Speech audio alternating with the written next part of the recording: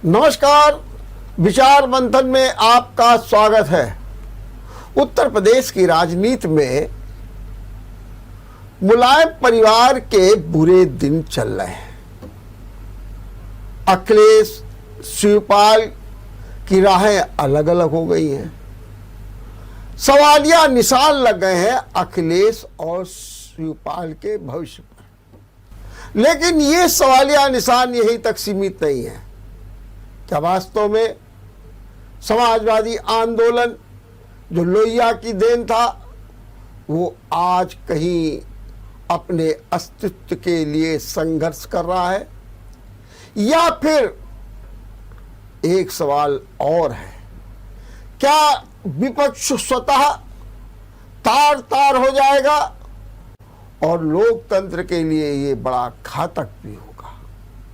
निश्चित रूप से सत्ता चाहती है कि विपक्ष कमजोर हो, लेकिन जब विपक्ष अपने ही हाथों कमजोर हो जाए, टूट जाए, चकनाचूर हो जाए, तब क्या होगा। आज इसी पर चर्चा करेंगे और इस चर्चा में भाग लेने के लिए हमारे साथ दो मेहमान हैं। हम आपको परिचय करा दें। हमारे साथ हैं वरिष्ठ पत्रकार महेश शर्मा। महेश शर्मा राजनीति की रिपोर्टिंग करते करते एक अच्छा समय बिता चुके हैं और उनका अपना अनुभव भी है। मैं उनका स्वागत करता हूं और स्वागत करता हूं आज हमारे साथ हैं वरिष्ठ अधिवक्ता, राजनीतिक विश्लेषक के रूप में कौशल किशोर शर्मा। मैं आपका भी स्वागत करता हूं। कौशल किशोर शर्मा ने इमरजेंसी की लड़ाई लड़ी है, जेल गए हैं और विचारों में बड़े सपाट हैं, कहीं कोई लाग लपेट नहीं। विचारधारा चाहे कुछ भी रही हो, लेकिन जब बात करते हैं तो साफ करते हैं।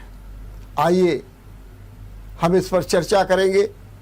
सबसे पहले महेश जी, जरा आप मुझे ये समझाइए कि ये जो शिवपाल का और अखिलेश का और साथ में आजम खां का जो एक नया एपिसोड शुरू हो गया है, इसको आप किस रूप में देख रहे हैं? देखिए, अगर ये देखा जाए पिछले जो भी घटनाक्रम हुए हैं, ये आजम खान साहब पिछले 26 महीने से जेल में हैं और उनसे पिछले एक हफ्ते के दौरान 5 प्रमुख नेता मिलने जा चुके हैं। लेकिन समाजवादी पार्टी का प्रतिनिधिमंडल, जब उनके विधायक हैं रवि मेहरोत्रा, उनके नेतृत्व में जब उसने अनुमति मांगी तो आजम खान ने मिलने से इनकार कर दिया। उन्होंने अखिलेश यादव के नेतृत्व वाली समाजवादी पार्टी से निश्चित तौर पे कुछ दूरियां बना रखी हैं, लेकिन वो शिवपाल से घुल मिल रहे हैं।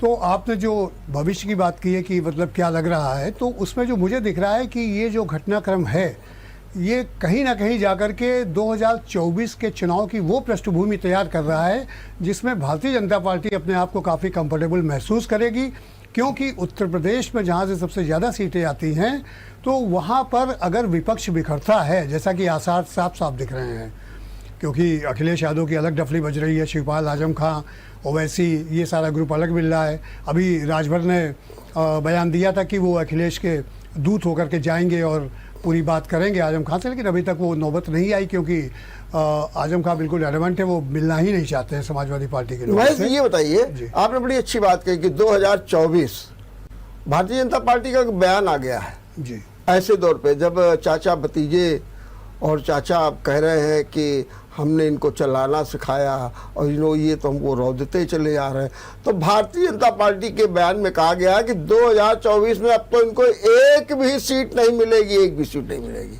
हाँ, तो उनकी इस बात में अब हम ये तो नहीं कह सकते कि बहुत दम है, लेकिन ये पक्का है कि इसका लाभ बीजेपी को मिलता दिख रहा है, क्योंकि जब विपक्ष बिखरेगा, क्योंकि अब आगे शिवपाल जो भी पॉलिटिक्स कर रहे हैं उसमें जो सीधा लाभ मिलता दिख रहा है, क्योंकि उनके भाजपा में जाने की जो अटकलें हैं, हालांकि उसका ना कॉन्ट्रडिक्शन बीजेपी ने किया ना इन्होंने किया है, तो ऐसा लगता है जा भी सकते हैं। और दूसरी बात ये भी कि नहीं भी जाते हैं तो एक अलग मोर्चा गठित कर सकते हैं समान विचारधारा वालों का, खासकर जो एंटी अखिलेश लीडरशिप है। तो अब ऐसे में अगर मान लीजिए बीएसपी उनसे हाथ मिला ले तो एक मजबूत विपक्ष भी हो सकता है। तो इसका लाभ जो है कालांतर में भारतीय जनता पार्टी को मिलता दिख रहा है और शिवपाल को कोई बहुत बड़ा इनाम भी मिल सकता है, इसकी संभावना से इनकार नहीं किया जा सकता। कौशल जी, 2014 से जिस तरीके से एक राजनीतिक बदलाव आया है अपने देश में, क्या वो जो राजनीतिक बदलाव तेजी से आ रहा है और जो उसने मुखर रूप लिया है 2019 में, अब क्या उसी का ही ये संकेत दिख रहा है उत्तर प्रदेश में, जब सपा परिवार जो है मुश्किलों के दौर से गुजर रहा है? कि सपा परिवार या मुलायम परिवार जी, उत्तर प्रदेश में ये समानार्थी हो गए हैं। इनकी समस्या निजी समस्याएं हैं, लेकिन इसका जो वैचारिक पक्ष वो ये है कि भारतीय जनता पार्टी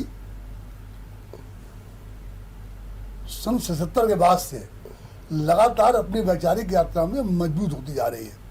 उसके कार्यकर्ताओं का प्रशिक्षण, ये सब कुछ वो अपनी एक योजनाबद्ध तरीके से करते चले आ रहे हैं। ये जो पहले जनता पार्टी थी, संसोपा, प्रसोपा, ये जितनी पार्टियां हुई, जो सपा बनी, ये सब पार्टियों के पास नेता तो हैं, प्रशिक्षित कार्यकर्ता नहीं है। और इन सभी लोगों ने कार्यकर्ताओं के प्रशिक्षण का कोई प्रबंध भी नहीं किया। इसलिए वैचारिक रूप से तो ये सब हारे हुए लोग हैं। आज उत्तर प्रदेश में जो लड़ाई है या जो लड़ाई बन सकती है, वो लड़ाई बन सकती है, एक वैचारिक युद्ध बन सकता है। और यदि वैचारिक युद्ध बन जाए तो निश्चित रूप से गैर भाजपा के लोगों को लाभ मिलेगा। लेकिन वो वैचारिक युद्ध लड़ने की स्थिति में चाहे प्रियंका जी हों, चाहे राहुल जी हो, या अखिलेश या शिवपाल, तो ये अखिलेश और शिवपाल ये दोनों के दोनों समाजवादी नहीं है। ये दोनों डॉक्टर लोहिया का नाम लेते हैं और नित्य प्रति उनकी हत्या करने का प्रयास करते रहते हैं। जिस तरीके से कांग्रेस ने गांधी जी का नाश कर रखा है, वही हाल इन लोगों ने लोहिया ने कर रखा है। लोहिया ने कभी नहीं चाहा था कि कोई एक परिवार समाजवाद के नाम पर राज करे। तो ये जो भी इनका झगड़ा है वो निजी झगड़ा है, समाजवाद से लेना देना नहीं है। और निश्चित रूप से जब कोई वैचारिक योद्धा सामने नहीं है, एक पक्षी योद्धा है, तो उसको उसका लाभ मिलेगा ही।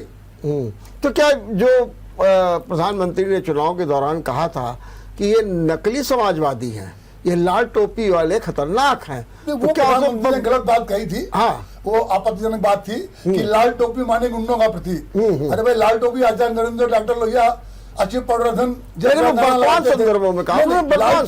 प्रतीक कुछ भी हो, जब प्रधानमंत्री बोलते हैं तो प्रतीकों का अर्थ बदल जाता है। लाल टोपी गुंडे के प्रतीक नहीं है। वो तो एक गलत बात कही थी, उनको बात वो नहीं कहनी चाहिए थी, लेकिन प्रधानमंत्री जैसे कुछ भी कह सकते हैं। तो लाल टोपी तो क्रांति का प्रतीक है और क्रांति का प्रतीक रहेगी। मैं मानता हूं जब जब कोई भूखा पेट ये जानने की कोशिश करेगा मैं भूखा क्यों हूं, तो उस दिन वो क्रांति करेगा, तो लाल रंग की बात करेगा वो। लेकिन जो नकली समाजवाद, नकली समाजवादियों पर तो आज से नहीं, एक समाजवादी साहित्यकार हुए हैं रेणु नहीं, वो राम लक्ष्मणीपुरी, उन्होंने किताब लिखी है। किसी समाजवादी से उन्होंने कहा तुम्हारे लिए समाजवाद तो किताब में पढ़ी हुई चीज है। अगर तुमको ये दिखेगा कि समाजवाद के रास्ते से किसी और रास्ते चलने में लाभ है तो तुम वहां चलने लोगे। ये जो अखिलेश और शिवपाल ये ऐसे समाजवादी हैं, लेकिन ये मैं कहता हूं आजम खान इन दोनों की तुलना में बड़ा समाजवादी है। वैचारिक दृष्टि से भाजपा का विरोध करने का मादा, साहस और वो जो एक स्पष्टता है वो आजम खान के पास है, उसमें कहीं कोई संदेह नहीं है। ठीक बात। मैं ये बताइए कि जो अभी आप कह रहे थे सपा की क्या स्थिति है, क्या अखिलेश ने अपनी छवि बदलने के लिए, जैसे कि उन पर आरोप था कि वंशवाद का, तो वंशवाद से छुटकारा पाने के लिए अपर्णा को टिकट नहीं दिया, शिवपाल को एक ही सीट दे दी, या दूसरा भ्रष्टाचारियों से मुक्त होने के लिए, तो उन्होंने उससे मुक्त पाने के लिए, क्योंकि आरोप लगता था कि चाचा भतीजे पैसे को लेकर के निकल पड़ते थे, भ्रष्टाचार के आरोप लगते थे, आजम खां को लेकर के नाना प्रकार के आरोप लगते। क्या इन आरोपों से मुक्त होने के लिए उन्होंने अपनी एक जो नई छवि गढ़ने का प्रयास किया, वही प्रयास उनके लिए बेड़ा गर्क कर गया? देखिए, अखिलेश का सबसे बड़ा नुकसान, देखिए पिछली बार यादवों का पूरा वोट, उनको जो अगर क्लेम करें कि हमको पूरा इंटैक्ट वोट यादवों का मिला, तो ऐसा नहीं हुआ। यादव में जो उपजाति घोषियों की है वो वर्ग इनसे छिटका है, वो वर्ग बीजेपी के समर्थन में गया है, ये नतीजे भी बताते हैं। और सबसे बड़ी बात है कि अपने कानपुर के ये चौधरी हरमोहन सिंह का जो परिवार है, ये यादव महासभा के अध्यक्ष होते थे, तो मुलायम सिंह को एक तरह से नेता बनाने में यादव महासभा का बहुत बड़ा योगदान है, क्योंकि ये चौधरी चरण सिंह का वोट बैंक हुआ करता था पहले। तो यादव लोग सब अजीत सिंह को नेता स्वीकार करने जा रहे थे। इस पर इन्होंने अपना वीटो लगाया अध्यक्ष होने के नाते और कहा कि हम मुलायम को आगे बढ़ाएंगे, हमारी बिरादरी के हैं। और उन्होंने ये किया, बाकी उनके सम्मान की वजह से सभी लोग एक सहमत हो गए। लेकिन बाद में हुआ क्या, चूंकि मुलायम सिंह जो उपजाति उनकी कमरिया है, तो लीडरशिप में कमरिया का वर्चस्व हो गया, आज भी है समाजवादी पार्टी में। तो वो जो घोषियों की उपेक्षा हुई, उसकी वजह जो भी हो, तो चौधरी हरमोहन सिंह का जो परिवार है, सुखराम यादव वगैरह, अभी आपने देखा होगा काफी खबरों में रहे हैं, तो ये सब छिटकने लगे। तो इनका कहीं ना कहीं थोड़ा थोड़ा असर तो है ही। तो ये नुकसान, और दूसरा जो होने वाला नुकसान है, जो बहुत बड़ा नुकसान होने वाला है, कि मुस्लिम कम्युनिटी ने 90% वोट किया समाजवादी पार्टी को, और आजम खां को मुस्लिम अपना नेता मानते हैं आज की तारीख में। और अगर आजम खां इनसे छिटकते हैं तो ये तय मानिए समाजवादी पार्टी के अंदर जो अंतर्द्वंद चल रहा है आजम खां को लेकर के, चल रहा है, अभी सरफेस पे नहीं आया है, वो आ जाएगा। तो उसका नुकसान इनको 2024 में लोकसभा के चुनाव में उठाना पड़ेगा। जो बीजेपी के लोग कहते हैं कि एक एक सीट को ये तरसेंगे, तो काफी हद तक ठीक ही कह रहे हैं, क्योंकि जो बिखराव होने जा रहा है वोटों का और ये दलों का, समाजवादी पार्टी में टूटन हो रही है। शिवपाल यादव सीधे मुलायम सिंह पे बोल देते हैं कि अगर नेताजी चाहते तो लोकसभा में आवाज उठाते और आजम खां जेल के बाहर होते। और उन्होंने ये भी कहा है कि योगी आदित्यनाथ से वो मिलेंगे, शिवपाल खुद मिलेंगे और इस बारे में आजम खां के मुद्दे पर बात करेंगे। तो संभावना इस बात की प्रबल है कि देर सवेर वो छूट जाएंगे, बाहर आ जाएंगे। तो उसके बाद जो सिनेरियो बनेगा वो कम से कम समाजवादी पार्टी के पक्ष में जाता तो महेश, मैं ये मानूं कि अखिलेश ने जो अपनी छवि सुधारने का काम किया, उसको वो उनके विपरीत ही पड़ गया, क्योंकि मुसलमान को भी उन्होंने बड़ा दही शो किया कि मैं मुसलमानों का नेता हूं। मुलायम सिंह को तो मौलाना कहने लगते थे लोग, और वहीं दूसरी ओर यादव को भी उन्होंने थोड़ा कम कर दिया, तो यादव भी छिटक गया जैसा आप कह रहे हैं। तो ये लगता है कि ये जो इनकी जो छवि सुधारने की अपनी सोच थी, वो इनके लिए ही नुकसानदायक हो गई। देखिए, पिछले चुनाव में आपने देखा होगा कि प्रधानमंत्री के भाषण और मुख्यमंत्री योगी आदित्यनाथ, जो भी उनके स्टार प्रचारक रहे हैं, उन्होंने मुलायम सिंह के परिवार पे सीधा सीधा हमला किया। ये परिवारवाद की पार्टी, एक ही परिवार की, ये सिर्फ अपने परिवार का भला देखते रहे। ये बात सही भी है। अगर आप फहरिस्त उठाएंगे तो बड़ी लंबी फहरिस्त है, जिसमें इनके परिवार के लोगों को किसी न किसी पद से नवाजा गया। कोई MP है, कोई MLA है, कोई ब्लॉक प्रमुख है, कोई जिला पंचायत अध्यक्ष, कोई कुछ है, कोई कुछ है। तो ये जो छवि थी, उसको अखिलेश तोड़ने में तो कामयाब रहे, और उसका उन्हें थोड़ा बहुत लाभ मिला, तभी ये सीटें बढ़ी, नहीं तो सीटें इतनी ना बढ़ती। लेकिन अब जो स्थितियां दिख रही हैं वो बहुत अच्छी नहीं दिख रही हैं, क्योंकि आजम खां एपिसोड काफी कुछ इनको नुकसान कर सकता है। केवल आजम। कौशल किशोर जी जैसा ये कह रहे हैं कि आजम खां का एपिसोड नुकसान कर दे, माइनस आजम खां, क्या सपा कुछ रह जाएगी आज की तारीख में? माइनस आजम खां, सपा का अस्तित्व नहीं रह जाएगा, खत्म हो जाएगी। लेकिन आजम खां इतनी जल्दी समाजवादी पार्टी को छोड़ देंगे ये मुझे नहीं दिखता, क्योंकि आजम खां का बसपा में कोई खेल बनेगा नहीं, वहां जाएंगे नहीं, तो उनके पास कोई विकल्प नहीं है, कांग्रेस से कोई हैसियत नहीं। इसलिए आजम खां को भी अपना अस्तित्व बचाए रखने के लिए सपा जैसा ही कोई गठबंधन या कोई दल उन्हें चाहिए होगा। और आजम खां, क्योंकि आजम खां भाजपा में नहीं जाएंगे, तय है, चाहे कुछ ना कुछ हो जाए नुकसान उनका, वो भाजपा में नहीं जाएंगे। तो जब भाजपा में नहीं जाएंगे तो उन्हें कोई ऐसा दल वो बनाने की कोशिश करेंगे जो भाजपा को चुनौती दे सके, और उसके लिए वो कुछ समझौते करेंगे। और उन समझौतों में जो मुझे लगता है सबसे निकट अखिलेश पड़ते हैं, और अखिलेश आजम खां का अपमान करेंगे ऐसा मुझे लगता नहीं है। अब अंदर क्या है, ये राजनेताओं की कहानी है। ठीक है, लेकिन ये तो आप मान ही सकते हैं कि जिस तरीके से मुलायम परिवार इस समय बुरे दौर से गुजरा, उसी प्रकार से हमारा समाजवादी आंदोलन भी बुरे दौर से गुजर रहा है। या हम यूँ कहें कि जो साम्यवादी स्थिति हो गई, आज समाजवादी आंदोलन की स्थिति हो गई। अब आगे समाजवादी आंदोलन से किसी भी प्रकार की कोई उम्मीदें नहीं है। देखिए, मधु लिंगे ने एक बार उनसे लोगों ने कहा, व्यक्ति वो ये, तो उन्होंने कहा, उन्होंने नाम गिनाए कुछ समाजवादियों के, इस तरह के 50 लोग ले आओ, हम तक एक्टिव हो जाएंगे। मधुलिमियों को वैचारिक रूप से प्रतिबद्ध 50 समाजवादी नहीं मिले थे, तो अखिलेश को कहां से मिल जाएंगे? अखिलेश के पास जो भीड़ है, जो लोग हैं, वो जातिवादी लोग हैं।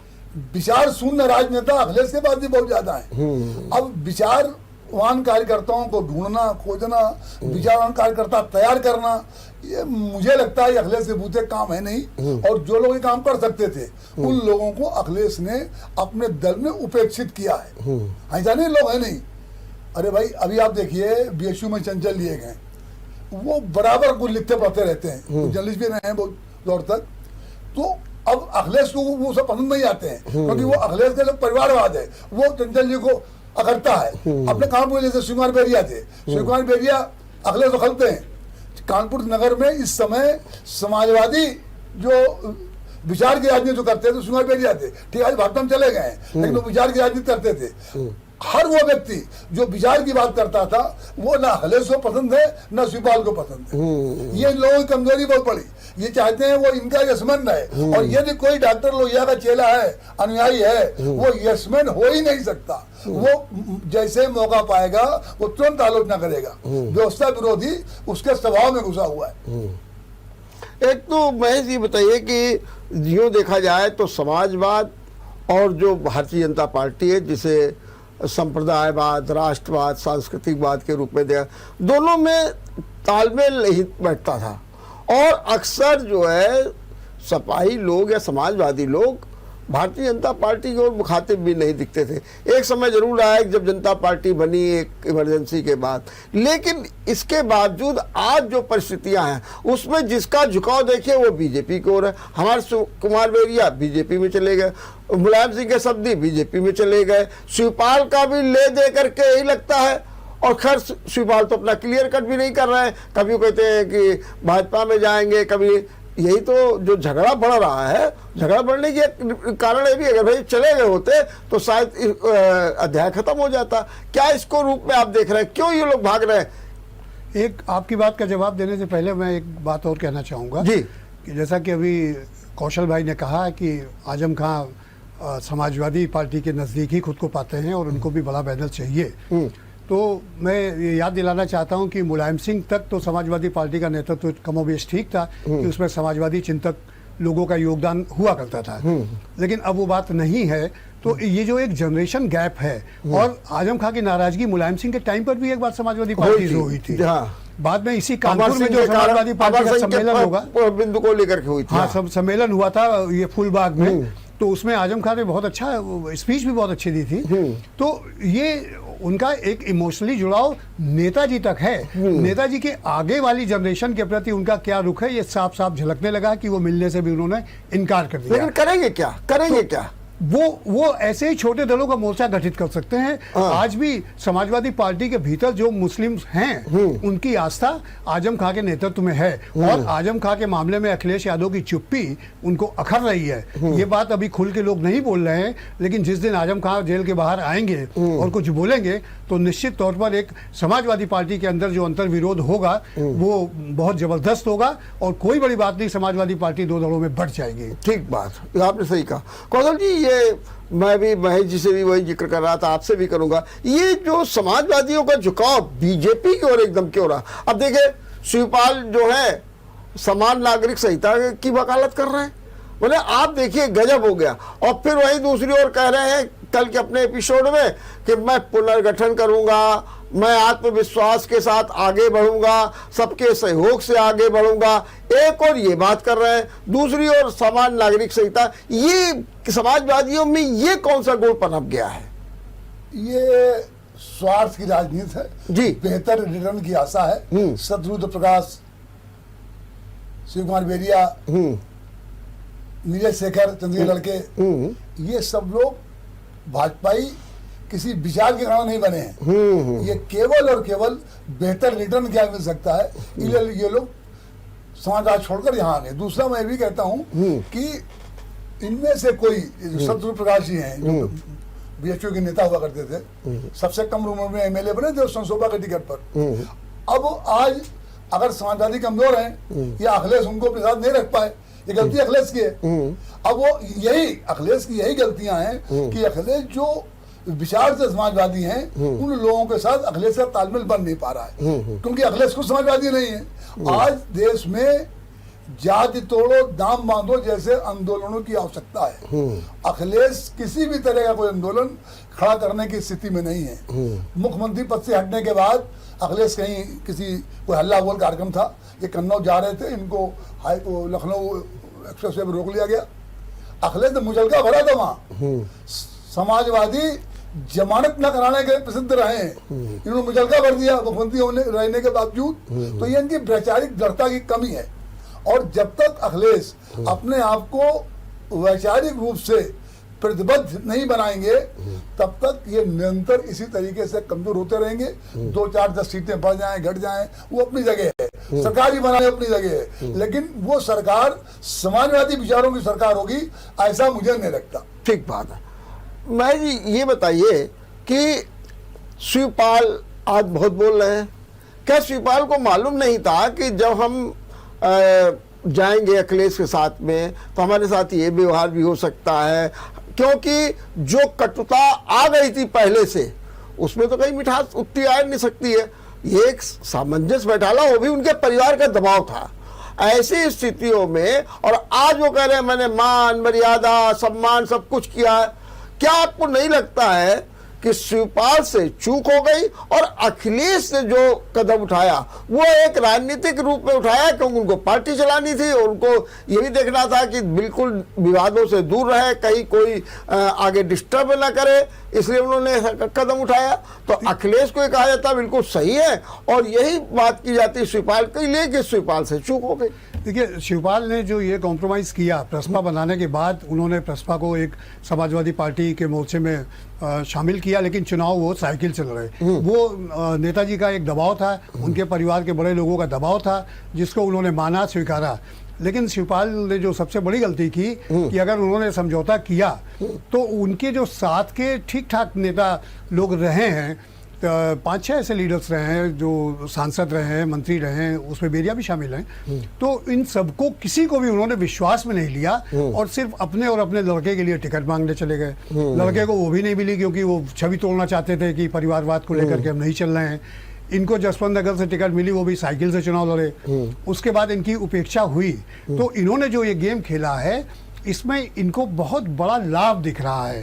अगर ये समझिए कि आजम खां को समाजवादी पार्टी से जो इनकी रणनीति है, जो दिख रहा है कि अलग अगर होते हैं और कोई मोर्चा गठित होता है, तो इस बात की भी संभावना से इनकार नहीं किया जा सकता कि शिवपाल जो है बीजेपी से हाथ भी मिला सकते हैं, क्योंकि वो बीजेपी की भाषा बोलने लगे हैं और बाकायदे और साथ में ये भी कह रहे हैं कि उनको आजम खां के मुद्दा मुख्यमंत्री के सामने उठाएंगे। तो ये जो खबरें आ रही हैं, जो पॉलिटिक्स हो रही है, उसको देखते हुए ऐसा लगता है कि शिवपाल किसी बीजेपी में ही किसी बड़े लाभ की तरफ धीरे धीरे बढ़ रहे हैं, ऐसा दिख रहा है। ठीक बात है। दूसरी तरफ ये जो राजभर है, ओवैसी है, आजम खां है, ये जो पार्टियां हैं, समय का इंतजार कर रहे हैं, समय का इंतजार कर रहे हैं कहाँ कौन जा रहा है, फिर उसके बाद अपना निर्णय लें। एक बड़ी बात यह है कि जो प्रमोद कृष्ण जो प्रियंका गांधी के दूत होकर के मिलने गए थे, उनसे बहुत बेहतर मुलाकात उनकी हुई। उन्होंने बाहर आकर के बयान भी दिया, ये सारी बातें हुई हैं।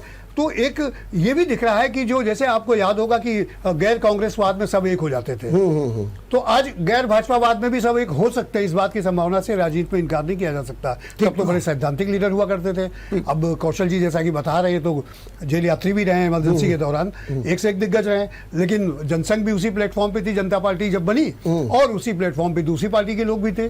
जगजाहिर रही है, बाद में टूटे, अलग अलग हुए, वो सबको मालूम है कि भाजपा बनी, फिर ये हुआ वो हुआ। तो आज वो गैर भाजपा के नाम पर ये पार्टियां अगर एक मोर्चे पर आ जाती हैं, एक वैचारिक तालमेल भले ही ना हो उनमें, लेकिन चूंकि ये जरूरत है भाजपा हटाओ देश बचाओ टाइप का कोई नारा देने लगे, तो इसकी भी संभावना से इनकार नहीं किया जा रहा। हम यहाँ छोटा सा घटना याद दिलाऊं कौशल जी, मैं एक ब्रेक लेता हूँ, उसके बाद आपसे बात करता हूँ। ब्रेक के बाद आपका एक बार फिर स्वागत है। हम चर्चा कर रहे हैं समाजवाद और मुलायम के परिवार, और क्या वास्तव में समाजवाद का अस्तित्व खत्म हो जाएगा। इस चर्चा में बहुत ही दिलचस्प बातें हो रही हैं। महेश शर्मा कह रहे हैं कि अगर गैर भाजपावाद का नारा लगे कहीं कुछ हो सकता है, लेकिन कौशल किशोर इसमें कुछ बोलना चाहते हैं। जहाँ कौशल जी बताइए क्या कह रहे हैं आप। मैं बताना चाहता हूँ, सन 74 में जी जब चरण सिंह ने अपनी भारतीय क्रांति दल, राजीव गांधी की संसोपा, मुस्लिम मजलिस, पीलू मोदी साहब, ऐसे कई, और जनसंघ से निकाले गए थे बलाल मधोक साहब, इन सब लोगों ने मिलकर एक पार्टी बनाई। उसमें कुछ विवाद हुआ और पीलू मोदी नाराज हो गए। चौधरी चरण सिंह उनके घर गए। वो एक फोटो था जिसमें चरण सिंह के हाथ जोड़े खड़े हैं पीलू मोदी के सामने। वो फोटो जब तक पीलू मोदी जिए अपने घर में लगा लेते थे। वही अगले सवाल करना होगा। अपना अहम भूल गए। चरण सिंह इतने बड़े नेता थे उस जमाने में, वो उनके यहाँ अहम भूल के गए। उन्हें पीलू मोदी को पटाया कि नहीं भैया, हम सब लोग एक और काम करेंगे। उसी सबका तो असर हुआ कि ये सब लोग मजबूत, ताकतवर लोग मजबूत हुए। सब ये सब यूपी, बिहार, हरियाणा, आप देखिए ना कहाँ चरण सिंह की ताकत नहीं बढ़ी। तो वही अखिलेश को करना पड़ेगा, बड़प्पन दिखाना पड़ेगा, मन बड़ा करना पड़ेगा। जो लोग भी उनको लगता है ये भाजपा को कमजोर कर सकते हैं, उन सबके पास में हाथ जोड़ के जाना पड़ेगा। और ये जो हाथ जोड़कर नहीं जाएंगे तो निश्चित मानिए आम जनता या जो गैर भाजपाई कार्यकर्ता देश में है, उसके लिए अखिलेश महत्वपूर्ण नहीं है, उसके लिए भाजपा से लड़ाई महत्वपूर्ण है। और वो कार्यकर्ता जो उसे भाजपा करता दिखेगा उससे खड़ा हो जाएगा। ठीक बात है। और अभी मैं आपसे बात कर रहा था महेश जी कि अगर शिवपाल के मामले में एक राजनीतिक नेता के रूप में अगर परिचय दिया है अखिलेश ने तो क्या गलत किया। इसी प्रकार से अगर हम आपसे एक सवाल और पूछें कि आजम खां के व्यक्तिगत मामले रहे भ्रष्टाचार के मामले में, अगर उसमें साथ नहीं दिया अखिलेश ने तो क्या गलत किया? मैं आपसे सवाल पूछ रहा हूँ। भाई वो बात सही है, लेकिन चीज़ें साबित होती हैं। और दूसरी बात यह है कि आजम खान ने जो यूनिवर्सिटी डेवलप की है वो यूनिवर्सिटी शिक्षा के क्षेत्र के एक उत्तर प्रदेश में एक मील का पत्थर साबित होती, क्योंकि जो उस यूनिवर्सिटी के प्रोजेक्ट को वो बताया करते थे पब्लिक के बीच में, अखबारों में, अपने इंटरव्यू में, तो वो देखने सुनने में बहुत बेहतरीन प्रयास लगता था कि एक ऐसा प्रयास किया जा रहा है उत्तर प्रदेश में शिक्षा को बढ़ाने के लिए। लेकिन अगर कोई पॉलिटिकल वेंडेटा, अगर कोई एक ये है कि भाई अलग अलग विचारों की पार्टी है और उनकी सरकार आ गई तो वो उनके पीछे पड़ गए, ये सब चलता रहा, तो भाई जहाँ वो गलत हैं तो बेशक वो करिए, लेकिन ऐसा कोई उन्होंने भ्रष्टाचार तो किया नहीं है कि जिसकी वजह से कि बहुत ही बदनाम हो जाए और कोई उनके साथ न रहे। अगर किया होता तो आजम खां की लोकप्रियता का जो ग्राफ है वो नीचे होता। ग्राफ तो अगर आप यो देखिए तो मुस्लिम तक तो है, गैर मुस्लिम में कहा उनका ग्राफ है। वहां तो सच बात तो ये है कि वहां तो लोग इन्हें अपने राष्ट्र के प्रतिकूल मानते हैं, क्योंकि उन्होंने जो ऐसे बयान दिए थे, कानपुर में जो बयान दिया था, आपको सब पूरी तरीके से मालूम है कि हमारी जन्मभूमि को, मातृभूमि को क्या कहा था, मैं उसे रिपीट नहीं करना चाहता हूं। तो वो लोग कहाँ इनके साथ में नहीं, उसमें उन्होंने तो क्या आप जानते हैं कि 20% वोट के बल पर वो पूरी बार्गेनिंग कर ले जाएंगे? नहीं, वो बात आपकी सही है, लेकिन उसमें उन्होंने समय समय पर सफाई भी दी कि उनके बयान को तोड़ा मोड़ा रह गया। अक्सर नेता ये करते हैं, ये कोई वो नहीं। हम कहते हैं अगर मान लीजिए उनकी पॉलिटिक्स का आधार सिर्फ मुस्लिम राजनीति ही है तो भी मुस्लिम मतदाताओं की संख्या इतनी ज्यादा है उत्तर प्रदेश में कि वो राजनीति को प्रभावित करने का दम रखते हैं। लेकिन अगर उनकी राजनीति राष्ट्र हित में है, प्रदेश हित में है, विकास हित में है, तो उसको स्वीकारने में कोई गुरेज नहीं होना चाहिए। ठीक बात है। मैं कौशल जी, ये जो बीजेपी के लोग या ये माने कि कैसे सामंजस्य बैठाएंगे ये जो सपा के लोग आ रहे हैं, और आपको मालूम है कि जनता पार्टी जब बनी सब लोग, भारत जनसंघ और सब पार्टियां एक हो गई जनता पार्टी, लेकिन वो 2.5 साल भी कायदे से नहीं चली। राजा राजनारायण ने जिस तरीके से बयान करके दोहरी सदस्यता का मामला उठा दिया, आप कहते हैं उसमें संजय गांधी की भूमिका थी, और फिर आनंद भवन टूट गया। अभी हाल में देखे जाए स्वामी प्रसाद मौर्य हो या जो राजभर हो या अन्य नेता हो, तो ये माना जाता है कि बीजेपी में ये लोग जाते तो हैं लेकिन वो घुल मिल नहीं पाते, उनका कोर ग्रुप अलग है। खाली अपवाद रूप में ब्रजेश पाठक भी नजर में आए, बाकी कोई नहीं आया। क्या आपको लगता है कि ये सब तालमेल बैठेगा या फिर वही तितर बितर सब हो जाएंगे? देखिए, जो समाजवादी होगा डॉक्टर लोहिया अनुयायी, वो भाजपा में एडजस्ट नहीं हो सकता। हाँ, ये बहुत अच्छी बात है। हाँ, मधुलिमीय जनता पार्टी के दौरान भी और उसके पहले वो डॉक्टर लोहिया से कहा करते थे कि हमारा जनसंघ से तालमेल नहीं होगा, हमें तालमेल नहीं करना चाहिए। लोहिया जी ने ये कहकर, क्या तुम हमको अपने नेता मानते हो? बोले हाँ, आप मेरे नेता हैं। तो बोले मेरी ये बात मान लो। तो वो बात तो मधु जी ने लोहिया जी के दबाव में मान ली थी। मधु जी देखिए, जो मधु जी कहा करते थे वो कारण आज भी विद्यमान है, और भाजपा के लोग जो कहते हैं वो कारण आज भी विद्यमान है। भाजपा के लोग जो भी कह रहे हैं, जो भी रास्ता बना रहे हैं, देखिए एक बात समझ लीजिए कि कुछ चीजें तो हैं जो माननी पड़ेंगी कि ये जो धर्मनिरपेक्षता को गाली दी जा रही है आज की तारीख में, उसे गाली मान लिया गया है। यदि भारत का राष्ट्र का धर्म कोई एक धर्म हो जाएगा, कोई एक धर्म हो जाएगा, तो निश्चित रूप से इस देश में समस्याएं बढ़ेंगी। हमारा धर्म अलग अलग निजी आस्थाओं का विषय होगा और भारत देश का कोई धर्म नहीं होगा, उसके लिए सभी धर्म बराबर होंगे। ये मूल मुद्दा है झगड़े का, और इस मूल मुद्दे पर जो भाजपा और समाजवादियों का झगड़ा बना रहेगा। और मुझे लगता है कि भाजपा और समाजवादियों का ही नहीं, जो बाद की पीढ़ी आएगी वहां भी कुछ लोग ऐसे निकल कर आएंगे जो ये मानेंगे कि नहीं, राष्ट्र एक अलग चीज है और धर्म एक अलग चीज है, दोनों को एक में अगर तालमेल कर देंगे तो अच्छा नहीं होगा। तो वो जब जो वो मुद्दे आएंगे तब झगड़े होंगे। और ऐसा नहीं कि समाजवादी विचारधारा के लोग पैदा होने बंद हो गए या वो सब बीज ही नष्ट हो गया, ऐसा कहीं कुछ नहीं है। जिस तरीके से साम्यवाद मर्तात्मक जरूर रहा है, लेकिन साम्यवाद है, साम्यवाद की बात करने वाले लोग हैं, वो चुनावी राजनीति से पिछड़ गए, लेकिन सैद्धांतिक साम्यवादी खत्म हो गए या साम्यवादी खत्म हो गए, ये रहेंगे। और जब जब ये रहेंगे तो इनका भाजपा के साथ वैचारिक मतभेद बना रहेगा, और ये कभी ताकतवर हो सकते हैं और कभी कमजोर हो सकते हैं। आज की तारीख में अखिलेश की जिम्मेदारी है, अखिलेश की जिम्मेदारी है इस विचार के सभी लोगों के पास जाएं, हाथ जोड़ें और उनको एक साथ रखने की कोशिश करें। वो अखिलेश अगर अपने अहम में रहेंगे कि चाचा को भी नहीं मिलेंगे, शिवराज से नहीं मिलेंगे, उनसे नहीं मिलेंगे, इनसे नहीं मिलेंगे, तो निश्चित रूप से अखिलेश नुकसान अपना भी करेंगे, समाजवादी आंदोलन का भी करेंगे। वो अखिलेश को नहीं करना चाहिए, कर रहे हैं तो ये उनकी राजनीति है। महेश, ये बात सही है, जैसा कह रहे हैं कि अखिलेश अपनी राजनीति कर रहे हैं। कहीं कहीं लोग कहते हैं कि अखिलेश हटवादी हैं, कुछ लोग ये भी कहते हैं कि अखिलेश कुछ ऐसे लोगों से घिरे हुए हैं जो ये समझा देते हैं अखिलेश को बस आप ही सब कुछ हैं और आपसे दो दूर हटा वो गया, मैंने शिवपाल कि कोई अस्तित्व नहीं रह जाएगा, कोई भूमिका नहीं रह जाएगी। अच्छा, हम सब कुछ मान लें, लेकिन क्या कारण है कि शिवपाल क्लियर कट स्टैंड क्यों नहीं ले पा रहे हैं? कभी वो कह देते हैं कि हम बीजेपी जाएंगे, अभी इंतजार कीजिए, और जैसे मैंने कहा पुनर्गठन, आत्मविश्वास, आपके सहयोग से एक बार फिर आगे बढ़ेंगे। ये कब आगे बढ़ेंगे? रोज रोज हाय तौबा मची हुई है, वो रोज कह रहे हैं और आप रोज ये कह रहे हैं। आखिर इसके पीछे क्या मंशा, क्या बीजेपी से तालमेल नहीं बैठ पा रहा या जो ये चाहते हैं वो मिल नहीं पा रहा?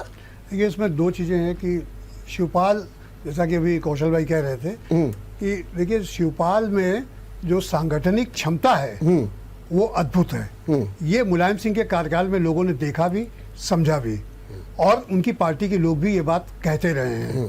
क्योंकि मुलायम सिंह ही एक फेस है समाजवादी पार्टी के, तो इसलिए शिवपाल कहीं उसमें स्टैंड नहीं करते हैं, वो एक अलग बात है। लेकिन जहाँ तक ये अभी की राजनीति हो रही है और शिवपाल जो बात कह रहे हैं, उन्होंने तो ये भी कहा कि अखिलेश हमको निकाल क्यों नहीं देते हैं। हाँ, तो देखिए दो चीज़ें हैं, वो विधायक हैं साइकिल के चुनाव चिन्ह पे समाजवादी पार्टी के। अगर अखिलेश उनको पार्टी से निष्कासित करते हैं तो उनकी सदस्यता खत्म नहीं होगी, लेकिन अगर वो खुद समाजवादी पार्टी से इस्तीफा देते हैं तो दल बदल विरोधी कानून के तहत उनकी सदस्यता विधानसभा की समाप्त हो जाएगी। कौशल जी, मैं ठीक कह रहा हूँ? नहीं, बीजेपी में अगर चले जाते हैं, अगर इस्तीफा दे देते हो तो अपने आप हो जाएगा। नहीं, इस्तीफा देने में तो कोई दिक्कत नहीं है, लेकिन अगर सपा के विधायक रहते हुए बीजेपी में चले जाते हैं वही कह रहा तो सदस्यता। हाँ, वही कह रहा हूँ कि अगर वो पार्टी छोड़ते हैं, जो विवाद तो यहाँ पर यही है कि वो जा रहे हैं कि नहीं जा रहे हैं, वो निकाल नहीं रहे हैं, वो जा नहीं रहे हैं, तो बात तो यहीं फंसी हुई है। तो ऐसी स्थिति में उनको एडजस्ट करने में भाजपा को कहीं कोई प्रॉब्लम नहीं आएगी। वो तो उनको एमएलसी भी बना सकते हैं, कहीं से बाई इलेक्शन भी लड़वा सकते हैं, कुछ भी कर सकते हैं। लेकिन सीधा सीधा गेम में फिर उसी चीज को दोहरा रहा हूं कि आजम खां के जेल से बाहर आने के बाद बहुत बड़ा विस्फोट होगा, और उसके बाद इस बात की संभावना से बिल्कुल इनकार नहीं किया जा सकता कि शिवपाल यादव भाजपा में बहुत बड़े लाभ की स्थिति में होंगे। और यह भी संभव है कि जो आने वाले चुनाव में जो शिवपाल की ये भूमिका अगर होती है और उनको बीजेपी वो एडवांटेज देगी, तो आने वाले चुनाव में, यानी 2024 की बात कर रहा हूँ, लोकसभा जो जिसको अभी से प्लानिंग जिसकी चल रही है बीजेपी में, तो उसमें फिर विपक्ष बिखरा हुआ है या अगर एक मोर्चा भी बना लेते हैं, लेकिन उसको बीजेपी को डिफीट देने में उत्तर प्रदेश में बहुत मुश्किलें खड़ी हो जाएंगी। लेकिन एक बात आप बताइए, एक और आप कहते हैं कि शिवपाल और आजम खां एक हैं, उनको बाहर आ जाने दीजिए, और एक और आप कहते हैं कि शिवपाल बीजेपी में चले जाएंगे। शिवपाल तो बीजेपी की भाषा बोल रहे हैं। भाई मैं कह रहा हूं, अगर चले जाएंगे तो फिर आजम खां से उनका कहाँ तालमेल हो पाएगा? आजम खां से तालमेल नहीं हो पाएगा। यही तो बात है कि अगर आजम खां ये समझते हैं कि खाली इनका एक गेम प्लान है ये, हाँ। कि हमको सपा से अलग करके और ये चीजें बीजेपी को इसका लाभ मिलेगा, ये आजम खान भी बहुत अच्छी तरह समझते होंगे और शिवपाल से ज्यादा समझते होंगे, क्योंकि राजनीतिक रूप से आजम खान एक शख्सियत हैं। तो ऐसी स्थिति में ये कि ये तो आजम खान को तय करना है कि जिस हिसाब से उन्होंने अखिलेश यादव से दूरी बना रखी है, तो उससे लगता तो नहीं है कि वो अखिलेश से हाथ मिलाने की स्थिति में होंगे। जब मुलायम सिंह से नाराज हो गए तो बड़ी मुश्किल से मनाए गए वो, तब आए थे, तो ये तो अखिलेश यादव हैं। तो वो ऐसे में वो अगर छोटे दलों को मिलाकर के एक ताकत बनकर उभरते हैं और मुसलमान उनका साथ देता है, तो उसका लाभ उनको मिल सकता है। ठीक है, कहीं कांग्रेस में चले गए, तो अखिलेश का नाश हो जाएगा बुरी तरीके से। ये सही है। जो मैं गैर भाजपावाद की बात कर रहा हूँ, आचार प्रमोद कृष्ण का जो चल रहा है, वो मेरा संकेत वही है। कौशल जी ने स्पष्ट कह दिया, बिल्कुल ठीक कहा इन्होंने। तो अगर ऐसा कोई इक्वेशन बनता है, कांग्रेस के साथ बन जाता है, तो ऐसा नहीं कि कांग्रेस पार्टी में दमखम पूरी तरह से खत्म हो गई, ऐसा कुछ नहीं है अभी, क्योंकि बीएसपी में जाने की कोई संभावना है नहीं है। आजम खां की, आजम खां जिस तेवर के व्यक्ति है, तो ऐसी स्थिति में वहां तो जाने की कोई संभावना नहीं है। सिर्फ जो है वो यही है। तो मैं आपसे पूछूंगा कौशल जी, क्या अब आने वाली राजनीति राष्ट्रवाद, सांस्कृतिकवाद बनाम एक तथाकथित धर्मनिरपेक्ष होने जा रही है, और इसके अलावा साम्यवाद या क्षेत्रीय दल ये सब गौड़ होते जाएंगे? क्योंकि बीजेपी की एक नीति ये भी है कि क्षेत्रीय दलों को कमजोर करो, और कांग्रेस को तो हम वैसे ही उनके नेता को पप्पू बना ही चुके हैं, उनकी कोई हैसियत है नहीं राष्ट्रीय स्तर पर। तो ऐसी स्थिति में क्षेत्रीय दल को कमजोर करो और आगे बढ़ो, क्या कहेंगे आप? देखिए, मैं तो निजी स्तर में मानता हूँ जी, क्षेत्रीय दलों को कमजोर होना ये राष्ट्र हित में है, क्योंकि क्षेत्रीय दलों का राष्ट्रीय स्तर पर कोई अनुशासन बनता नहीं आपस में। ठीक तो देश हित में तो नुकसानदेह होता है इनका बढ़ना। अब रहा कांग्रेस का बढ़ना या घटना, कांग्रेस आज भी देश में एक बड़ी ताकत है, ताकत रहेगी भी। और यदि कोई खेल बना और आजम खां मजबूरी में कांग्रेस में आ जाते हैं अगर, तो निश्चित रूप से कांग्रेस को लाभ होगा, और देश की राजनीति में भाजपा बनाम कोई न कोई रहेगा और ताकतवर रहेगा, इसमें कोई संदेह नहीं है। और अभी आज की तारीख में कांग्रेस में वो ऊर्जा है, वो ताकत है। सीट का जीतना हारना अपनी जगह है भाई, 200-250 सीटें ऐसी हैं जहां कांग्रेस नंबर 2 पे है आज भी, और इसीलिए भाजपा के लोग उनको पप्पू ये वो कहा करते हैं। यदि कांग्रेस वास्तव में खत्म हो गई है, तो कांग्रेस से किसी राहुल गांधी का कोई भी एक बयान आ जाता है, भाजपा के 4 मंत्री तुरंत प्रेस कॉन्फ्रेंस करने लगते हैं। क्या कारण है? ऐसा नहीं, उनको लगता है कि हमको जो परास्त कर सकता है वो केवल कांग्रेस कर सकती है। ठीक बात है। और महेश जी, मैं अब आखिरी सवाल आपसे पूछूंगा, और फिर क्या आपको लगता है अखिलेश का क्या भविष्य इस समय अधर में है, या फिर वो खुद अपने में परेशान हो गए हैं? क्या आपको लग रहा है आने वाले दिनों के लिए? मैं महेश जी खाली अखिलेश के बारे में पूछना चाहता हूँ। देखिए, अखिलेश जी में जो नेता विपक्ष हैं, जो तेवर होने चाहिए, उन्होंने एक बड़ी समझदारी का काम किया था कि लोकसभा की सीट छोड़ी, लेकिन जो तेवर होने चाहिए नेता विपक्ष के, वो ऐसे कहीं दिख नहीं रहे हैं। और दूसरी बात है, सबको यूनाइट करके चलने की जो एक सांगठनिक क्षमता जो शिवपाल में उपस्थित थी, वो उसका अभाव अखिलेश यादव में दिख रहा है। तो ऐसी स्थिति में इनके लिए सबसे बड़ा अपरिहार्य है कि आजम खान जैसे लोगों को, अच्छे नेताओं को और समाजवादी विचारधारा के अच्छे लोगों को, ये जैसा कि कौशल जी कह रहे हैं कि इनको जाना चाहिए, और विनम्र भाव से, क्योंकि उम्र में बहुत छोटे हैं अभी वो, और अपने उनके पिता के साथ राजनीति करने वालों के आगे अगर वो हाथ जोड़ के सहयोग मांगते हैं, तो मुझे नहीं लगता कि कोई मना कर देगा। तो लेकिन वो जो दम्भ की बात होती है कि जो एक नेता का दुर्योधनी दम्भ होता है, तो वो उससे उनको बाहर निकल करके ये वास्तविकता क्या है दल की, पब्लिक में समाजवादी पार्टी के लोग क्या चाहते हैं, सब पार्टी कार्यकर्ता लोग क्या चाहते हैं, उससे जुड़े मुस्लिम्स क्या चाहते हैं, इन चीजों पर गहन अध्ययन करने के बाद आगे कदम बढ़ाना चाहिए, तभी वो बचा पाएंगे। ठीक बात। नहीं, 2024 में भविष्य कोई बहुत अच्छा नहीं दिखता है। तो कौशल जी, मैं अब जैसे महेश से मैंने अखिलेश जी की, मैं आपसे शिवपाल की बात कर रहा हूं। क्या शिवपाल के सामने सिर्फ एक ही विकल्प रह गया है क्योंकि सामने समाजवादी पार्टी बड़ी सशक्त है, संगठनात्मक है, मुलायम सिंह का अभी भी उनको आशीर्वाद प्राप्त है। ऐसी स्थिति में शिवपाल के सामने एक ही विकल्प है, बीजेपी में चले जाएं और उनका भविष्य भी कहीं ना कहीं तमाम सवालिया निशानों में है। शिवपाल यादव एक शब्द है अपने गांव का, परसंतापी। इस समय वो परसंताप के शिकार हैं। उनको लग रहा है अखिलेश का नाश हो, हमारी एक आंख फूट जाए, हम अखिलेश की दो फूट जाए, हम एक बढ़वा लेंगे। वो स्थिति में आ गए हैं और ये आत्मघाती बातें हैं। राजनीति की लंबी पारी अखिलेश खेलेंगे, शिवपाल नहीं खेलेंगे। क्या बात है। इसलिए इनका तो खत्म होना सुनिश्चित है। सुनिश्चित। ये अखिलेश के साथ रहे तो नंबर 2 का नागरिक रहेंगे, बीजेपी में जाए नंबर 10 के नागरिक रहेंगे, बसपा में जाएंगे नंबर 10 के नागरिक रहेंगे। ठीक। स्वतंत्र अस्तित्व इनका नहीं है। अखिलेश का समाजवादी पार्टी के नाते एक स्वतंत्र अस्तित्व उत्तर प्रदेश राजनीति में सदा बना रहेगा। वो स्थिति आज अब अखिलेश उनकी नहीं है, शिवपाल जी की। चलिए, बहुत बहुत धन्यवाद, बहुत बहुत धन्यवाद महेश जी, और बहुत बहुत धन्यवाद कौशल जी। आप दोनों ने बड़े अच्छे ढंग से सपा, शिवपाल, विपक्ष की राजनीति, समाजवाद, समाजवादी आंदोलन, सबकी चर्चा की और एक दिशा भी दे दी कि कहीं ना कहीं अखिलेश अभी मजबूत है और शिवपाल टिक नहीं रहे हैं। अब शिवपाल अपनी राह देख रहे हैं कि किधर जाए, कैसे जाए, जिससे कि हमारा वैभव बना रहे, हमारी प्रतिष्ठा भी बनी रहे और हम राजनीतिक दृष्टि से मजबूत भी दिखे।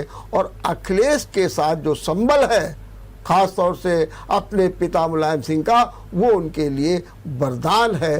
देखते रहिए विचार मंथन। नमस्कार। अगर आपको हमारा वीडियो पसंद आया हो तो हमें लाइक करें, सब्सक्राइब करें और ज्यादा से ज्यादा शेयर करें। और हाँ, बेल आइकॉन दबाना ना भूलें ताकि हर खबर का अपडेट आप तक पहुंचे तुरंत। आप हमें इंस्टा, ट्विटर और फेसबुक पर भी फॉलो कर सकते हैं। हमारी आईडी है @JMT News।